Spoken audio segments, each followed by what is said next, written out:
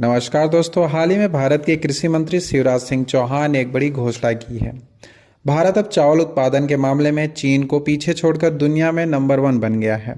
जहां चीन ने 145 मिलियन टन चावल का उत्पादन किया, वहीं पे भारत ने 150 मिलियन टन का रिकॉर्ड उत्पादन किया।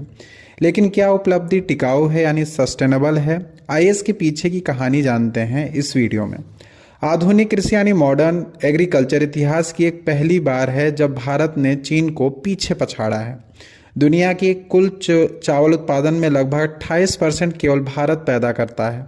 इसके मुख्य कारण है यहाँ की एमएसपी, सरकार द्वारा घोषित न्यूनतम समर्थन मूल्य, और भारतीय खाद्य निगम एफसीआई द्वारा सुनिश्चित खरीद ने किसानों को एक सुरक्षित बाजार दिया है। दूसरा है शून्य बाजार जोखिम। किसानों को पता है कि उनकी फसल सरकार खरीदेगी ही, जिससे वे दलहन और तिलहन जैसी अन्य फसलों की तुलना में चावल को प्राथमिकता देते हैं।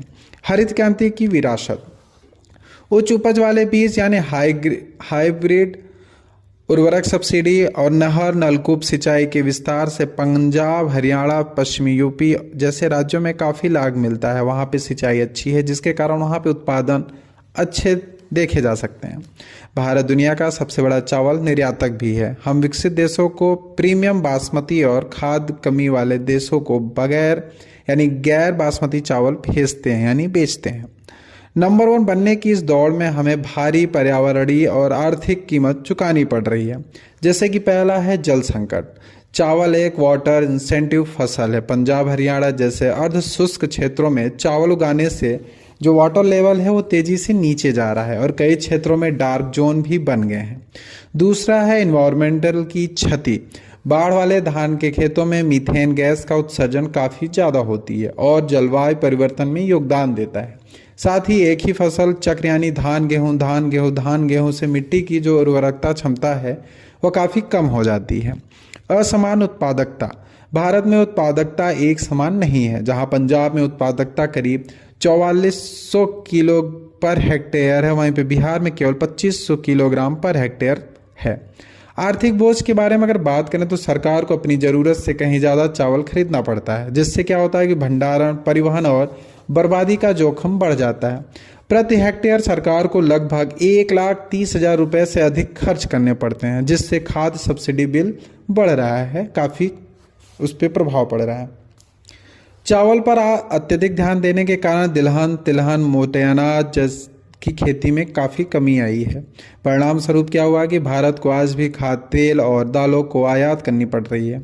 आहार में पोषण संबंधी असंतुलन बना हुआ है। भले ही चीन का कुल उत्पादन अब कम है, लेकिन उनकी प्रति हेक्टेयर उपज यानी भारत से बहुत ज़्यादा है। भारत का मॉडल इफिशियंसी पर केंद्रित है, जहां की वे कम भूमि और बेहतर जल प्रबंधन के साथ अधिक उत्पादन करते हैं। वहीं पे भारत का यह मॉडल केवल मात्र क्वांटिटी पर केंद्रित है। सरकार अब इस स्थिति को सुधारने में कई उपाय कर रही है, जैसे कि क्रॉप डाइवर्सिफिकेशन।